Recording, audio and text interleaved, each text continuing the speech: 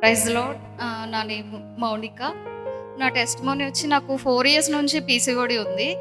అయితే నేను medicine తీసుకునేదాన్ని 6 months.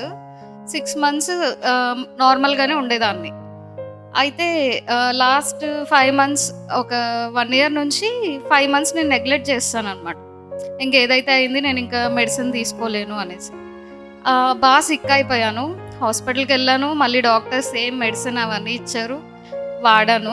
అయితే జేఎన్ఎంలో ఒక సండే సడెన్‌గా వెళ్ళిపోతున్నాను లేచి. ప్రేయర్ అయిపోయింది. సడెన్‌గా లేచి వెళ్ళిపోతుంటే, "అన్న ఆగు, నేను నీకు ప్రేయర్ చేస్తా, స్టమక్ మీద చేయి పెట్టుకో" అన్నారు. సరే అనేసి ఆ రోజు ప్రేయర్ చేశారు. తర్వాత 2 మంత్స్‌కి అప్పటికి మెడికేషన్ తీసుకుంటున్నా గానీ 2 మంత్స్ తర్వాత నేను మళ్ళీ వెళ్లి టెస్ట్ చేయించుకున్నాను.